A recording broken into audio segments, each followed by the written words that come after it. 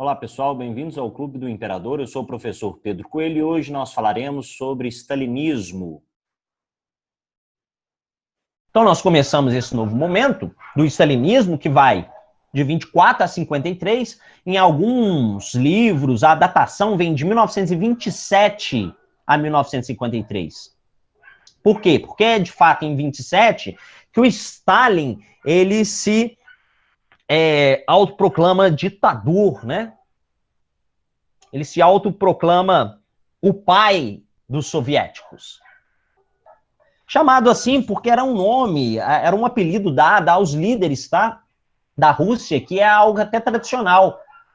Por exemplo, Nicolau II era chamado de paizinho do povo, paizinho. A Catarina de mãe, né? A czar Catarina. Então, o título de pai e mãe já foi dado anteriormente a czares anteriores. E isso não vai ser diferente para os líderes, como Stalin. Vai ser chamado de pai de todos. Ele vai aplicar uma ditadura totalitária. Um grande ditador, onde ele vai criar uma nação militarizada, a valorização do nacionalismo, há uma valorização da militarização a partir da implementação de uma ditadura totalitária soviética. Uma ditadura totalitária de extrema esquerda. Essa ditadura totalitária de Stalin, pessoal, ela vai eliminar qualquer tipo de oposição. A eliminação da oposição a partir de expurgos, a partir de prisões, a partir de torturas. Trotsky ele vai ser perseguido e expulso do país pelos processos de Moscou. Os processos de Moscou eram medidas do governo stalinista para eliminar a oposição. O Trotsky ele vai ser expulso do país, ele vai mudar para o México, e no México ele vai sofrer um atentado, conseguiu sobreviver, depois novamente sofre um segundo atentado, e ele vai ser assassinado no México em 1940, é claro, a mando de Stalin. Várias figuras que eram opositoras às propostas, às ideias de Stalin vão ser eliminadas, perseguidas, expulsas, torturadas. Ele vai perseguir diversos líderes do partido bolchevique, camaradas, antigos camaradas. No governo de Stalin, pessoal, foi criado o chamado realismo socialista. O realismo socialista é uma corrente artística criada no stalinismo e vai até a década de 60. Na década de 60 ela vai perder força porque o Stalin já havia morrido, então essa corrente artística ela vai minguando, tá certo? Mas o realismo socialista ele foi criado como uma espécie de arte para controlar, né, a sociedade. O realismo socialista, para vocês terem uma ideia, é conhecido assim, mas pode ser conhecido como realismo soviético também.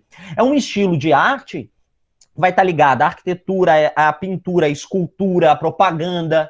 Tinha uma função didática, incentivava a submissão que o povo teria com o próprio Stalin, que era o protetor, o pai de todos, o pai dos povos. O realismo socialista incentivava o nacionalismo, passava uma mensagem popular de fácil assimilação.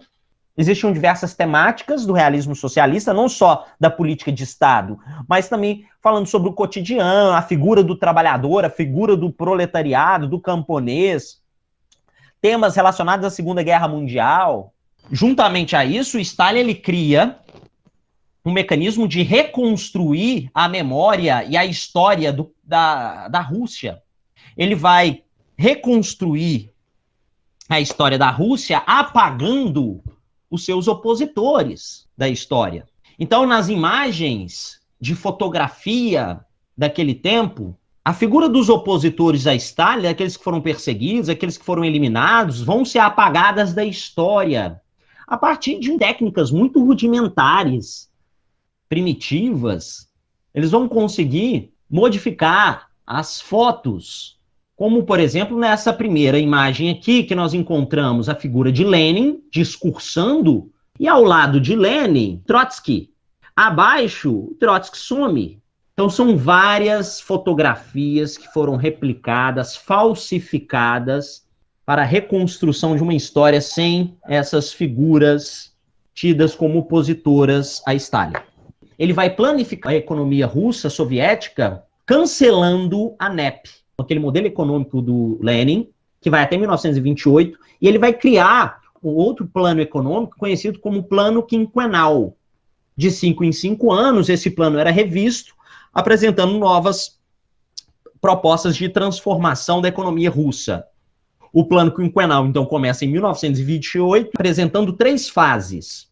A primeira fase do plano quinquenal, o Stalin propõe o desenvolvimento industrial, principalmente da produção de bases e equipamentos, ou seja, da indústria de base. Há uma produtividade, por exemplo, de aço gigantesca na Rússia. A Rússia, ela passa de 28 com 4 milhões de toneladas de aço para 18 toneladas de aço em 1940. Nós vamos encontrar aí um foco de Stalin na produção de bens e equipamentos, a indústria de base. Por quê? Porque a indústria de base na Rússia estava fraca ainda, e ele acreditava que se ele desenvolvesse a indústria de base, ele não precisava de depender do capitalismo, ele não precisava de depender dos países capitalistas que forneciam equipamentos e uma tecnologia que eles não tinham ainda. Então ele vai priorizar essas indústrias de base e vai funcionar muito bem.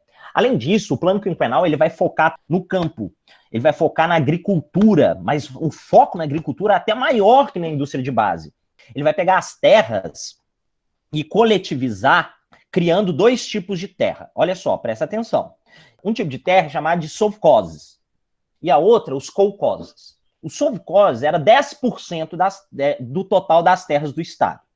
E os kolkhozes, os outros 90% das terras do Estado. Então, os 10% chamados de sovkhozes eram terras que pertenciam ao Estado, e o trabalhador, o camponês, trabalhava naquela terra e recebia um salário. Agora, os kolkhozes eram terras em sistema de cooperativa. Isso vai gerar, pessoal, um desenvolvimento rápido na economia soviética que vai levar os soviéticos a um patamar global de análise. O modelo soviético vai ser analisado de maneira global. Por quê?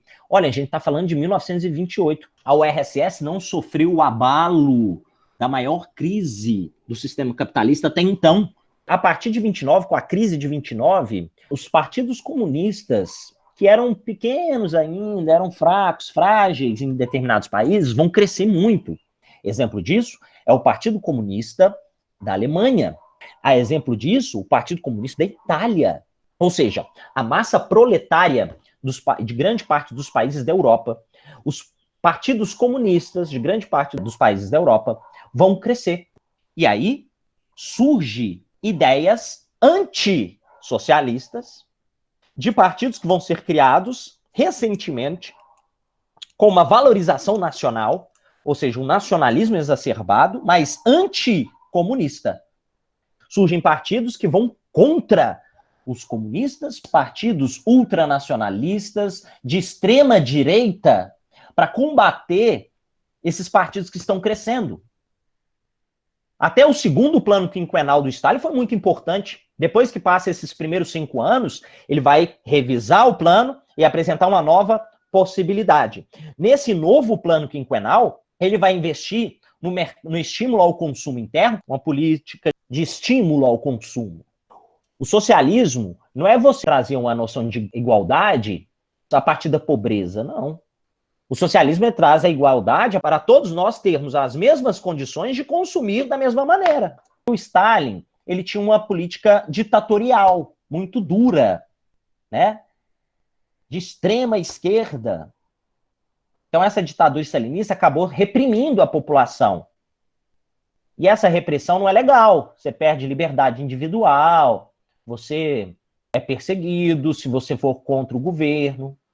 Mas isso é uma característica da ditadura e não do socialismo. Você era perseguido entre os fascistas. Bom, o segundo plano quinquenal trouxe maior desenvolvimento, houve mais avanços no campo industrial, ele investe em indústrias de bens de consumo e depois vai chegar até uma terceira fase, um terceiro plano quinquenal. Só que nesse terceiro plano quinquenal, pessoal, ele não foi colocado em prática. A proposta do Stalin no terceiro plano era criar estratégias para desenvolver setores da indústria tecnológica, o desenvolvimento de tecnologia. Só que não foi colocado em prática porque veio a Segunda Guerra. O Stalin, ele conseguiu, pela propaganda, difundir a sua imagem, as pessoas veneravam. Há um culto a Stalin, um culto à liderança de Stalin.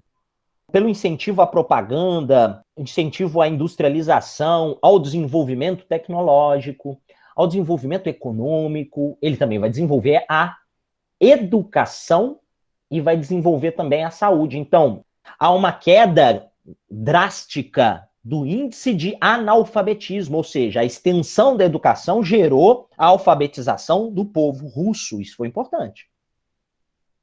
Ao mesmo tempo, ele cria direitos sociais no campo da saúde, ampliando a assistência médica e hospitalar para povos na Rússia, também importante, é claro. Tanto é que a Rússia chega na Segunda Guerra Mundial como uma potência, com um exército forte, bem preparado. Bom, não confundam, pessoal, o socialismo marxista, da teoria de Marx, com o chamado socialismo real. O que é o socialismo real? Seria esse modelo stalinista do socialismo, baseado nessa planificação econômica do plano quinquenal, na burocratização do Estado, na ultracentralização do Estado, nesse Estado ditatorial, ultracentralizador, nacionalizado, militarizado, que foi adotado por outros países do mundo. Então, o socialismo que foi adotado foi o socialista stalinista. Imaginem, Mao Tse Tung vai ser o Stalin da China, pô. Aqui eu tenho uma sobreposição de um poder. O Stalin, ele ocupa o cargo de secretário-geral do partido, não é isso? Eu até falei que não existe presidente no partido. Justamente por não existir presidente, que o partido que controlaria, não existe uma pessoa, só que ele mesmo ocupando o cargo de secretário-geral, ele é o pai de todos, ele é o ditador, ele é o cara. Então, a política stalinista, ela traz uma visão que é desconexa do socialismo marxista. É um novo tipo de socialismo criado por ele, que nós vamos dar o nome de socialismo real. Pessoal, hoje nós falamos sobre stalinismo, ficamos por aqui e até a próxima aula.